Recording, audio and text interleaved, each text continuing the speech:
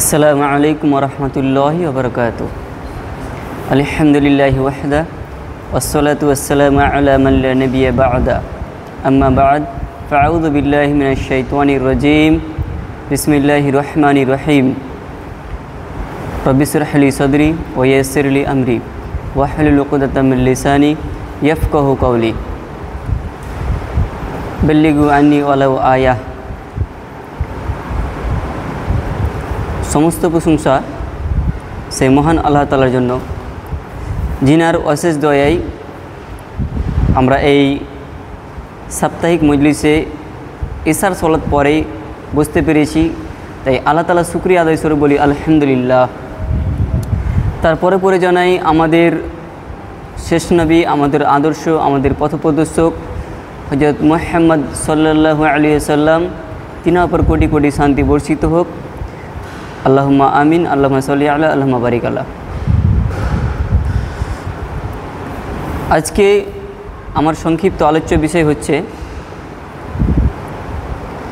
দাওয়াতের গুরুত্ব ও ফজিলত। দাওয়াতের যে গুরুত্ব, এটা সাধারণ কোনো কাজ নয়, এটা অন্য কোনো আমলের মতো নয় বা সাধারণ কোনো কাজের মতো নয়।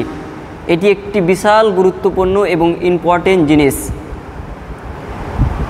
কারণ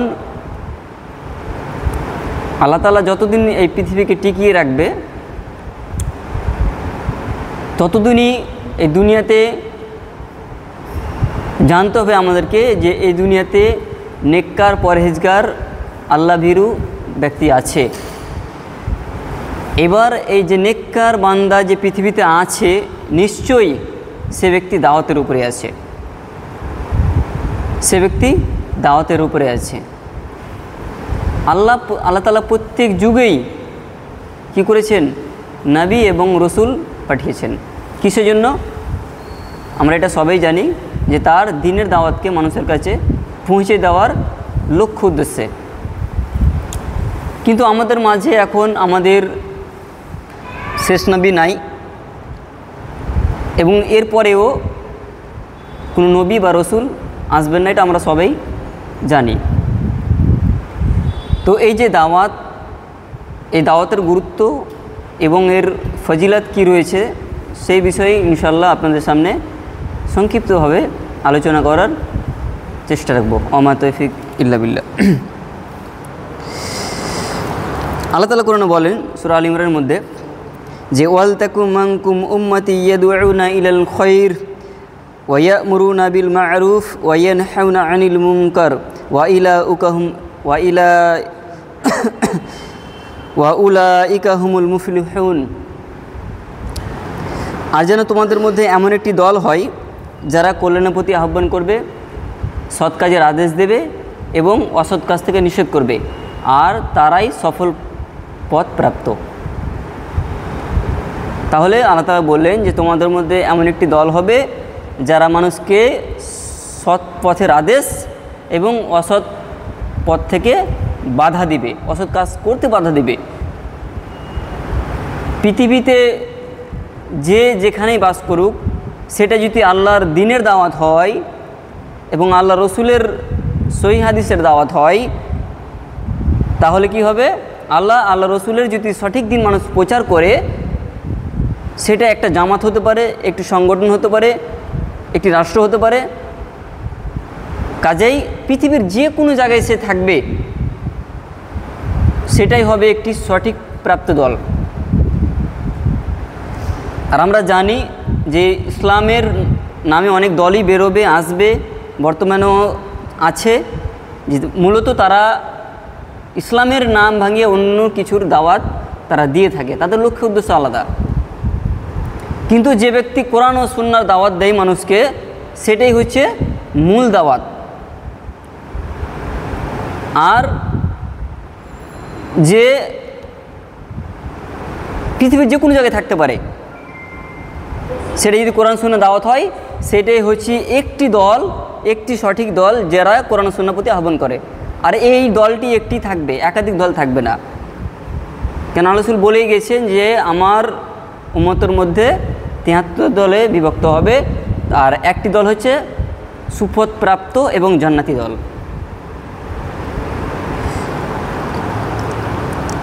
আল্লাহ তাআলা আরও বলেন সূরা আল ইমরান সূরা নম্বর 3 আয়াত নম্বর 110-এ যে কুনতুম খায়রা উম্মাতিন উখরিজাত লিন-নাস তা'মুরুনা বিল মা'রুফ ওয়া তানহাউনা আনিল মুনকার ওয়া তু'মিনুনা বিল্লাহ। আল্লাহ তাআলা বলছেন যে তোমরাই সর্ব উত্তম উম্মাত মানব জাতির কল্যাণের জন্য, কারণ তোমাদের উদ্ভব ঘটানো হয়েছে তোমরা সৎ কাজের আদেশ দিবে এবং অসৎ কাজ থেকে নিষেধ করবে এবং আল্লাহ তাআলার প্রতি বিশ্বাস স্থাপন করবে। এই যে আল্লাহ তাআলা বলেন যে তোমরাই শ্রেষ্ঠ উম্মাত, সর্ব উত্তম উম্মাত, কি গুণের জন্য? আমি যদি জিজ্ঞাসা করি কি গুণের জন্য, কে বলতে পারবে? কোনো ভাই বলো তো, কি গুণের জন্য আমাদেরকে শ্রেষ্ঠ উম্মাত বলে ঘোষিত করলেন আল্লাহ? হ্যাঁ, আলহামদুলিল্লাহ, ভাই ঠিক বলেছেন যে সৎ কাজের আদেশ এবং অসৎ কাজ থেকে নিষেধ করবে যারা, তারাই এই উম্মতের মধ্যে শ্রেষ্ঠ উম্মাত। তাহলে যে ব্যক্তি সৎ কাজের আদেশ এবং অসৎ কাজ থেকে নিষেধ করবে, অর্থাৎ দ্বীনের দাওয়াত প্রচার প্রসার করবে, সেই ব্যক্তি এই উম্মতের মধ্যে হচ্ছে শ্রেষ্ঠ উম্মত বলে গণিত হবে। তাহলে আমরা যদি শ্রেষ্ঠ উম্মত বলে নিজেকে বিবেচিত করতে চাই, আল্লাহর কাছে যদি এই লকআপ পেতে চাই, এই উপাধি যদি আমরা পেতে চাই, তাহলে আমাদের বৈশিষ্ট্য থাকতে হবে সৎ কাজের আদেশ এবং অসৎ কাজ থেকে নিষেধ। কিন্তু দুর্ভাগ্যের বিষয়, দিনের দাওয়াত দেনেওয়ালা যত লোক কম আছে, শুননেওয়ালা আরও কম। আমার মনে হচ্ছে, যা দেখছি, আমি আমার বিবেচনায় বলছি, যে মানুষ যে দিনের দাওয়াত দিবে, যে লোক যতগুলো লোক আছে, আলেম ওলামা আছে, দায়ী আছে, আমার মনে হচ্ছে শোনার লোক মনে হয় আরও কমে যাবে। মানুষ এই দিনের দাওয়াত, দিনের জ্ঞান অর্জন এবং দিনের জ্ঞান প্রচার প্রসার করা থেকে এত দিন দিন মনে হচ্ছে দূরে সরে যাচ্ছে। মানুষ যেন একে অপরের কাছ থেকে দাওয়াত পৌঁছানোটা যেন একটা মানে কোনো দায়িত্বই যেন না, যদিও এটা ফার্জে কেফায়া বা ফার্জে আইন, সেটা নিয়ে ওলামা ইকরামদের মতো পার্থক্য আছে, যেটা প্রত্যেক মানুষের উপরেই দাওয়াত দেওয়া ফরজ, না কিছু সংখ্যক লোক আদায় করলে সেটা হয়ে যাবে, এটা নিয়ে ইখতিলাফ আছে। তবে কোরআন সুন্নাহর বেশি নিকটবর্তী সেটা হচ্ছে যে প্রত্যেক মানুষকেই সে নিজে যতটুকু জানে সে কি করবে? তাবলীগ করবে, দাওয়াত দেবে। সে নিজে যতটুকু জানে ততটুকু সে, তার জন্য এতটুকুই ফরজ সে যতটুকু জানে। কেউ একজন সূরা ফাতিহা পড়তে পারছে না, আপনি সূরা ফাতিহা তাকে শিখিয়ে দেন, এটাই আপনার জন্য দাওয়াত। লেভেল স্তর হিসাবে তার দাওয়াতের কি হবে?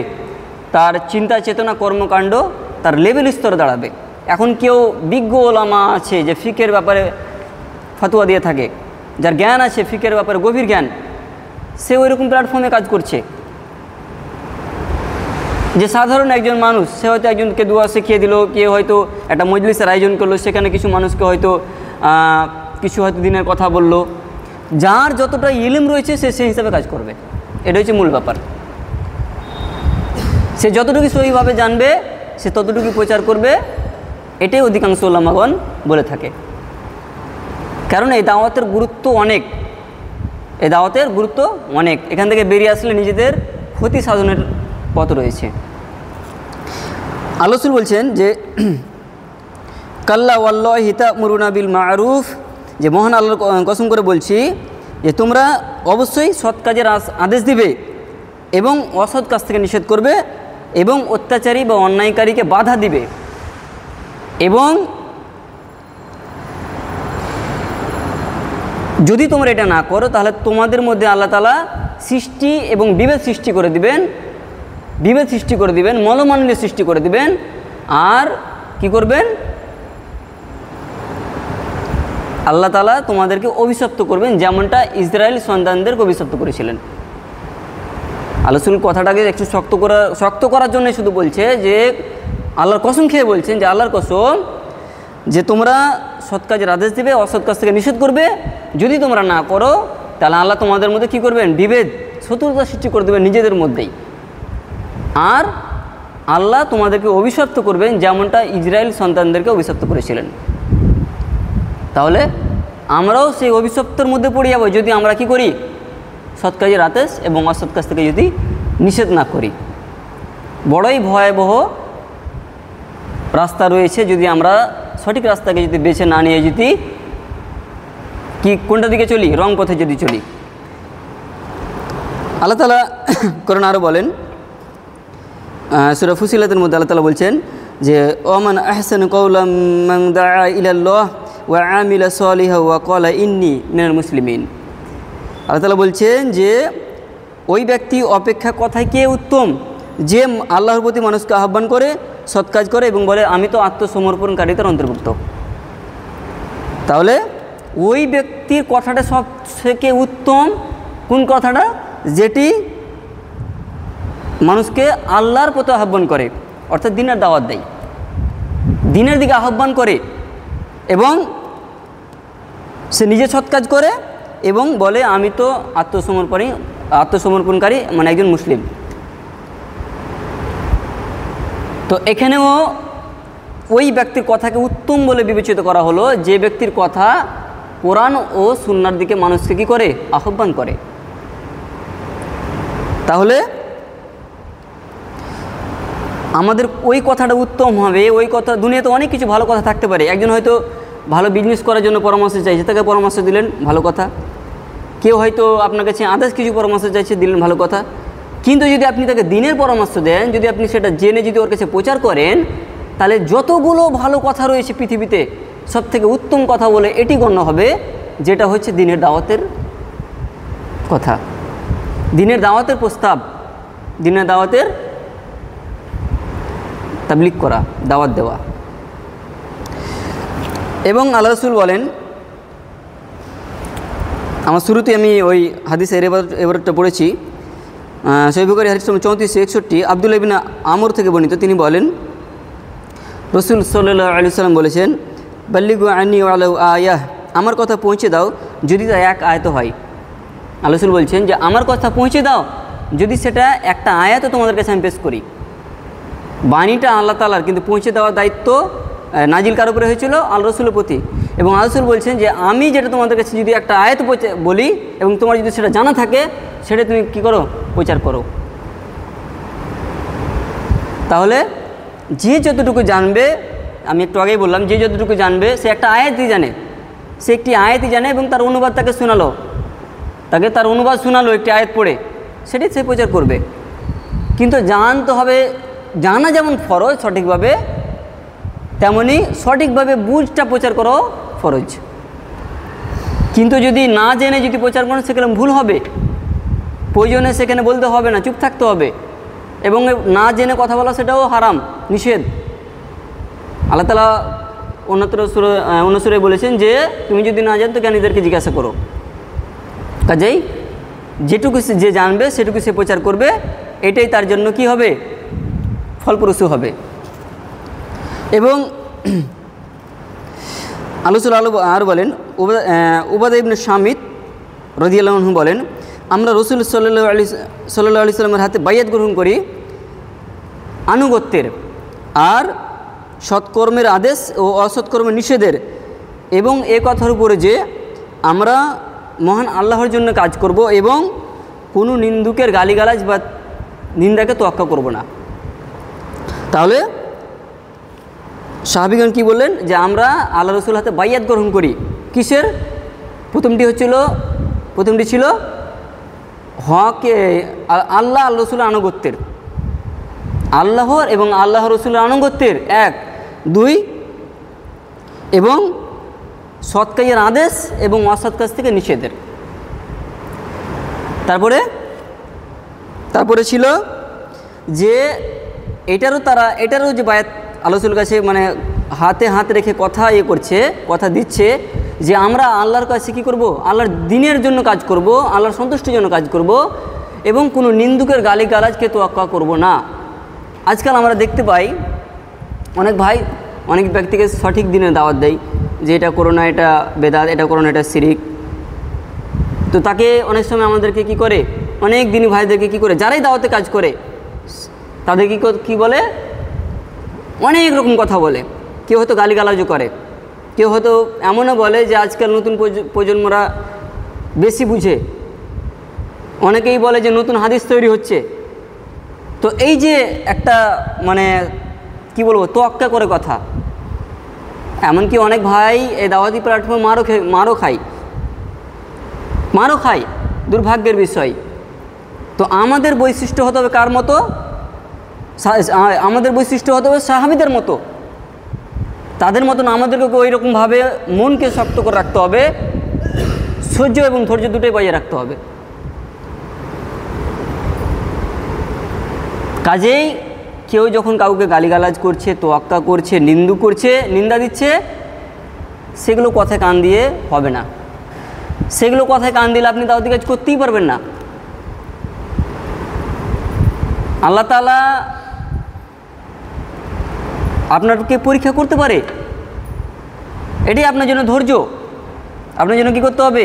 যখনই পরীক্ষা আসবে আল্লাহ তাআলা বলছে ওয়াস্তাইনু বিস-সাবরি ওয়াস-সালাহ, তোমরা ধৈর্য ও সালাতের মাধ্যমে কী করো? সাহায্য প্রার্থনা করো।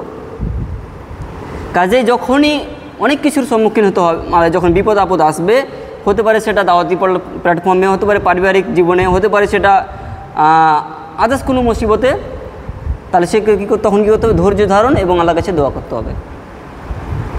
তো যখনই আমাদেরকে কেউ গালিগালাজ করবে, নিন্দা দিবে, উল্টোপাল্টা কথা বলবে আমাদের ব্যাপারে, তখন আমরা এগুলোতে কান দিব না। আমরা কি করব? আমাদের সঠিক রাস্তায় আমরা ইনশাল্লাহ কাজ করে যাব। এবার এতক্ষণ থেকে আমি দাওয়াতের গুরুত্বের কথা বললাম। এবার যেটি নিয়ে কথা বলবো সেটি হচ্ছে দাওয়াত দেওয়া থেকে বিরত থাকলে আমরা কোন ক্ষতির সম্মুখীন হব, কি ক্ষতির সম্মুখীন হব।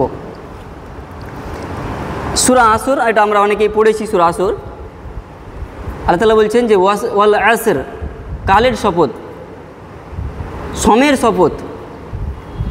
তারপর আল্লাহ তাআলা বলছেন যে ইন্নাল ইনসানা লাফি খুসর, এবং মানুষ অবশ্যই ক্ষতির মধ্যে রয়েছে। তারপরে আল্লাহ তাআলা বলছেন 3 নম্বর আয়াতে যে ইল্লাল্লাযীনা আমানু ওয়া আমিলুস সলিহাতি ওয়া তাওয়াসাউ বিল হক ওয়া তাওয়াসাউ বিস সবর। এই সূরাটা আমরা অনেকেই জানি, অধিকাংশ লোকই কম বেশি জানে। কিন্তু এই সূরার 3 নম্বর আয়াতে যে এত ইম্পর্টেন্ট একটি, কোরআনের সব জিনিস ইম্পর্টেন্ট, কিন্তু এই আয়াতে 3 নম্বর আয়াতে এমন বিস্তারিত একটা এমন গুণের কথা বলা হয়েছে যে গুণ মানুষের কাছে না থাকলে সে মানুষটি ক্ষতিগ্রস্ত হবে। তো আল্লাহ তাআলা যে কোনো জিনিসের কসম খেতে পারে, কিন্তু আল্লাহ তাআলা মানুষ সব কিছুর কসম খেতে পারবে না। তো আল্লাহ তাআলা বললেন যে সময়ের কসম এবং সমস্ত মানুষই ক্ষতিগ্রস্ত। তারপরে আল্লাহ তাআলা বলছেন যে কিন্তু তারা নয় যারা ঈমান আনে, 1, সৎ কাজ করে, 2, এবং পরস্পরকে সত্যর উপদেশ দেয়, 3, 4, এবং পরস্পরকে ধৈর্য ধারণে উদ্বুদ্ধ করে। কয়টা গুণের কথা বললাম? সুরাজ ভাই বলো তো, কয়টা গুণের কথা বললাম? মোবাইল তো ঘাঁটছো, লিখছিল, তুমি মোবাইল কেন ঘাঁটছিলে? তুমি বলো কী গুণের কথা বললাম? 4টা গুণ আমি বললাম। সমস্ত মানুষই ক্ষতিগ্রস্ত আল্লাহ তাআলা বলছে। 2 নম্বর আয়াতে বললাম যে কিন্তু তারা নয়। এবার 3 নম্বর আয়াতে আমি কিন্তু একবার বলেছি যে তারা নয় যারা ঈমান আনে, সৎ কাজ করে এবং কি করে? সত্যের উপদেশ দেয়, দিনের দাওয়াত দেয়। 4র্থ, এবং পরস্পরকে ধৈর্য ধারণের উপদেশ দেয়। যদিও ধৈর্য ধারণ দেওয়া কি করা সৎ কাজের আদেশের মধ্যেই পড়ে, তারপরে আল্লাহ তাআলা এটিকে আলাদাভাবে বলেছেন। তো এই আয়াতের তাফসির আপনারা পড়লে বিস্তারিত বুঝতে পারবেন। বিস্তারিত অনেক লম্বা তাফসির। কোনো মুফাসসিরগণ বলেন যে আল্লাহ যদি শুধু এই সূরা আসরটাকে নাজিল করতো তাহলে কিন্তু আমাদের জন্য যথেষ্ট ছিল, উম্মতের জন্য যথেষ্ট ছিল। তারপরও আল্লাহ তাআলা আমাদেরকে কোরআনের 236টি আয়াত প্রেরণ করেছেন পৃথিবীতে। তাহলে সমস্ত মানুষই ক্ষতিগ্রস্ত যদি এই 4টা গুণ না থাকে। এটি কিন্তু আমাকে ভালো ইম্পর্টেন্ট জিনিস, কিন্তু এটি একটি যে 1, ঈমান আনা, 2, সৎ কাজ করা, 3, সত্যের উপদেশ, হকের দাওয়াত, 4, এবং ধৈর্য ধরে আশ্বাস দেওয়া। একজন মানুষ, একজন দিন ভাই বিপদে পড়ে গেছে, তাকে কী করা, তাকে মানে ধৈর্য ধারণের আশ্বাস দেওয়া, প্রয়োজনে তাকে সহযোগিতা করে তাকে ধৈর্য ধারণ করা। এমনই পরিস্থিতি হয় অনেক দিন ভাই, এটা দেখা গেছে বা আমরাও কথা বলে বুঝতে পারি যে সে দিনের উপরে প্রতিষ্ঠিত থাকতে চায়, কিন্তু সে কী করছে, তার রোজগার এতই কম যে তার মন চাইছে যে আমি আর পাচ্ছি না এই দিনের উপরে থাকতে, আমাকে হারাম কাজে নেমে যেতে হবে এবং আমি রোজগার বেশি করব। অনেক দিন ভাই দেখা গেল যে মনে করে যে আমি যদি এটা ছেড়ে দিই তাহলে আমি আর হয়তো আর ইনকাম করতে পারবো না, আমি অসহায় হয়ে যাব। তখন তাকে কি করা, ধৈর্য ধারণে আশ্বাস দেওয়া যে দেখো ভাই আল্লাহ সব ঠিক করে দেবে, আল্লাহর কাছে দোয়া করো, এইরকমভাবে তাই কি করা, ধৈর্য ধারণের আশ্বাস দেওয়া। তাহলে আমরা যদি নিজেদেরকে বাঁচাতে চাই এই ক্ষতির মধ্যে থেকে, তাহলে এই 4টা গুণ আমাদের থাকতে হবে মাস্ট। এই 4টা গুণ মাস্ট আমাদের মধ্যে থাকতেই হবে, না হলে কিন্তু আমরা ক্ষতির মধ্যে পড়ে যাব। আল্লাহ রাসূল আরও বলেন যে যখন মানুষেরা অন্যায় দেখে তা পরিবর্তন বা সংশোধন করবে না, তখন আল্লাহ যে কোনো মুহূর্তে সে জাতির ওপরে শাস্তি প্রেরণ করবেন, জাগতিক শাস্তি। এই যে সময়ে ভূমিকম্প চলে আসে, কয়েকদিন আগে আপনারা দেখলেন জাপানে ভূমিকম্প হয়েছে। তো এই যে আমাদের ভারতবর্ষে তো অনেকবার ভূমিকম্প হয়েছে, নেপালও একবার তছনছ হয়ে গেছে। তো আল্লাহ তাআলা বলছেন যে যখন মানুষকে হকের দাওয়াত দিবে না এবং সে কী করবে, সে নিজে আমল করে কিন্তু অন্যকে আমল করার কথা বলে না, হাদিসটি আসবে বলবো, তখন আল্লাহ কী করবে, সবার উপরেই কিন্তু আযাব যখন দিবেন সবার উপরেই আযাব দিবেন। কাজেই এই জাগতিক শাস্তি থেকে বাঁচার জন্যেও আমাদেরকে এই দ্বীনের দাওয়াত দিতে হবে মানুষকে। এবং আল্লাহ রাসূল আরও বলেন, আবু দাউদ হাদিসটি এসেছে, তিরমিজিতে হাদিসটি এসেছে, তিনি বলেন যে কোনো সমাজের মধ্যে যদি কোনো ব্যক্তি অবস্থান করে, সেখানে দেখে যে কোনো ব্যক্তি অন্যায় কাজে পাপে লিপ্ত আছে এবং সেই পাশের লোকের বা কোনো যে মাথা, একজন দায়িত্বশীল ব্যক্তি, তার ক্ষমতা আছে যে সেটিকে পরিহার করা, সেটিকে থামানোর, তার বিরুদ্ধে প্রতিবাদ করা, তারপরেও সে করলো না, তখন আল্লাহ রাসূল কী বলছেন যে তাদের মৃত্যু আসার পূর্বেই তাদের সবার উপরেই আল্লাহ তাআলা আযাব বর্ষিত করবেন, আযাব বর্ষিত করবেন। সমাজের কেউ দায়িত্বশীল আছে, কেউ মাথা আছে, তার ক্ষমতা আছে যে আমি চাইলে এই কী করতে পারি, এদেরকে নিয়ে বসে এই সমাধান করতে পারি। কেউ অত্যাচার করছে পরিবারের উপরে, কেউ মদ্যপান করে এসে সমাজে বিনষ্ট তৈরি করছে, অশান্তি সৃষ্টি করছে, তাহলে তাকে কি করতে হবে, তাকে নিয়ে বসতে হবে, বিচার সালিসা করতে হবে, তাকে শাস্তি দিবে না। শাস্তি দেওয়া কাজ এটা আমরা এরকম আলোচনা শুনেছি যে এটা হচ্ছে রাষ্ট্র দিবে শাস্তি। চুরি করেছে আপনি শাস্তি দিবেন না, কিন্তু তাকে ইসলাহ করা এটা করতে পারবেন। তাকে নিয়ে বসা, ইসলাহ করা, সংশোধন করা, এটুকু কিন্তু করতেই হবে, এটুকু আপনার জন্য ফরজ। কিন্তু কেউ কাউকে শাস্তি দিয়ে নিজের হাতে আইন নিতে পারবে না, এটা শরীয়ত পারমিশন দেয়নি। এটা হচ্ছে রাষ্ট্র ক্ষমতার অধীনে থাকবে। কাজেই যখন কোনো ব্যক্তি পাপে অন্যায় লিপ্ত হচ্ছে তখনই তাকে কী করা, তাকে যদি আপনার সে ক্ষমতা থাকে যে আমি তাকে নিয়ে বসে সমাধান করতে পারবো, তাহলে তাকে নিয়ে বসাটাই আপনার জন্য জরুরি। এবং যদি মানুষ একে অপরকে দাওয়াত না দেয়, তাহলে আল্লাহ তাআলা কী করবে, দোয়াও কবুল করবে না, গজব বর্ষিত করবেন এবং আল্লাহ তাআলা আমাদের দোয়াও কবুল করবেন না, জাগতিক শাস্তি দিবেন। আমরা তার জন্য আল্লাহর কাছে এবার দোয়া করবো যে আল্লাহ তুমি আমাদেরকে শাস্তি থেকে বাঁচাও, কিন্তু আল্লাহ তাআলা সেই সময় কী করবে, আমাদের দোয়াও কবুল করবে না। ভয়াবহ পরিণতি যদি আমরা দাওয়াতি কাজ থেকে বিরত থাকি। অসংখ্য হাদিস আছে এই ব্যাপারে, সবগুলো হাদিস বলা সম্ভব নয়, সময় কম। এবার আমরা দেখব যে দাওয়াতি কাজ করলে তার পুরস্কার কি। আমি 1 নম্বরে বললাম দাওয়াতের গুরুত্ব, কোরআন হাদিস থেকে বললাম। দ্বিতীয়, দিনে দাওয়াত করা থেকে যেন মানুষ যদি বিরত থাকে, যদি না করে দিনে দাওয়াত, সে কিসের ক্ষতির সম্মুখীন হবে সেটাও বললাম। এবার আমি বলবো যে দাওয়াতি কাজ করলে পুরস্কার কি রয়েছে। আল্লাহ রাসূল বলেন, ওয়াল্লাহি আন ইয়াহদিয়াল্লাহু বিকা রাজুলা ওয়াহিদান খায়রুন লাকা মিন আইয়াকুন আলাকা হুমরুন নাআম, আল্লাহর কসম তোমার মাধ্যমে যদি একজন মানুষকে আল্লাহ সুপথ দেখান তাহলে তা তোমার জন্য সর্বোচ্চ সম্পদ লাল উটের মালিক হওয়ার চেয়ে গণ্য হবে। যদি কোনো ব্যক্তিকে আপনি দাওয়াত দিলেন, সে ব্যক্তিকে আপনি দাওয়াত দিলেন এবং আল্লাহ তাআলা তাকে হেদায়েত করলেন, আপনার দাওয়াতে আল্লাহ তাআলা হেদায়েত করলেন, মাধ্যমটা আপনার, কিন্তু হেদায়েতের মালিক আল্লাহ, তাহলে কি হবে? এর বিনিময়ে আল্লাহ তাআলা আপনাকে কী করবেন? লাল উটের মালিক হওয়ার চেয়ে উত্তম বলে গণ্য হবে। লাল উটের দাম কিন্তু অনেক, লাখ ডলার থেকে মিলিয়ন ডলারে যেতে পারে। এর দাম এক একটা ক্যাটাগরি হিসেবে দাম হয়, সব উটের দাম একই নয়, কিন্তু বলা যায় যে আল্লাহ রসুলের সময়েও এই লাল উটের ভ্যালুয়েশন খুব ছিল, আর এখনও আছে। কাজেই আমরা এত বড় একটা সম্পদের মালিকের থেকে হওয়ার থেকেও উত্তম বলে আমরা পুরস্কৃতি গণ্য হবে।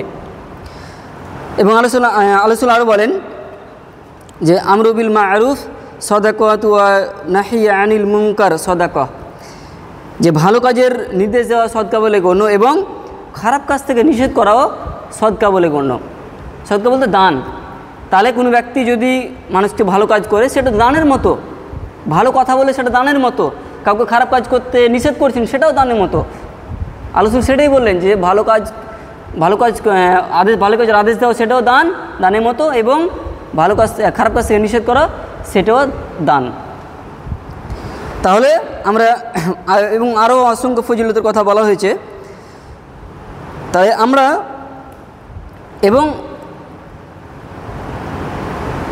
আমরা জানতে পারলাম যে সবথেকে যে আল্লাহর সন্তুষ্টি অর্জন করা এবং অন্যান্য মানুষের কি করা, সপরিমাণ সওয়াবের অধিকারী হওয়া।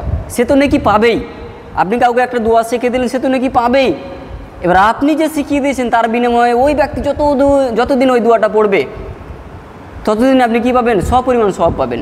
সুবহানাল্লাহ। এবং জাগতিক শাস্তি থেকে রক্ষা পাওয়া। তাহলে আমরা যদি দাওয়াতি কাজ করি, এক তো নেকি অসংখ্য রয়েছেই, আল্লাহ সন্তুষ্টি সব থেকে বড় ইম্পর্টেন্ট জিনিস, যে আল্লাহ সন্তুষ্টির জন্য আমি কাজ করছি, আমি এই আযাব থেকে রক্ষা পাবো, নিজের যাতে পরকালকে আমি ঠিক করতে পারি সেই লক্ষ্য উদ্দেশ্যে রেখে দাওয়াতি কাজ করা। তাহলে এই পুরো আলোচনা থেকে আমরা যে জানতে পারলাম সেটি হচ্ছে, 1, দিনের দাওয়াতের গুরুত্ব, 2, দাওয়াতি কাজ না করলে কি শাস্তি রয়েছে ইহকাল এবং পরকালে। আপনি যদি দাওয়াতি কাজ না করেন, হতে পারে আপনি ওই ক্ষতিগ্রস্তদের ব্যক্তির মধ্যে পড়ে যেতে পারেন। হ্যাঁ, এবার আল্লাহ চাইলে আল্লাহ ক্ষমা করবে, সেটা আল্লাহর ইখতিয়ার। যদি মানুষকে আল্লাহ ক্ষমা করে দেয় যে কোনো পাপের জন্য, কিন্তু আল্লাহ তাআলা শিরকে পাপ ক্ষমা করবে না, যেটা আমরা অনেকে এর আগে হয়তো শুনেছি। আল্লাহ তাআলা সূরা নিসাতে বলেছেন যে আমি চাইলে যে কোনো পাপ ক্ষমা করতে পারি, তবে শিরক বাদে। তো কাজে যে কোনো পাপই আল্লাহ তাআলা ক্ষমা করতে পারে, কিন্তু আমাদেরকে তো সেই জিনিসটা থেকে বেঁচে থাকতে হবে। ক্ষমা করে দিতে পারে সেটা আল্লাহর ইখতিয়ার। তাই জন্য তো আমরা কোনো পাপ কাজ করব কি না, সবসময় সেটা থেকে বেঁচে থাকতে হবে। এবং আমরা 3 নম্বরে জানতে পারলাম যে দাওয়াতি কাজের পুরস্কার। তো এখানে আমরা আলোচনাটি স্টপ করব। আল্লাহর কাছে সর্বশেষে দোয়া করব যে আল্লাহ তাআলা আমাদের সবাইকে যেন এই সঠিকভাবে দাওয়াতি কাজ করার তৌফিক দান করুক, আমিন। আল্লাহ যাতে আমাদেরকে জাগতিক শাস্তি থেকে কী করেন, বাঁচিয়ে রাখেন, হেফাজতে রাখেন, আল্লাহুম্মা আমিন। ওমা আলাইনা ইল্লাল বালাগ। সুবহানা রাব্বিকা রাব্বিল ইজ্জাতি আম্মা ইয়াসিফুন ওয়া সালামুন আলাল মুরসালিন ওয়ালহামদুলিল্লাহি রাব্বিল আলামিন। আসসালামু আলাইকুম ওয়া রাহমাতুল্লাহি ওয়া বারাকাতুহু।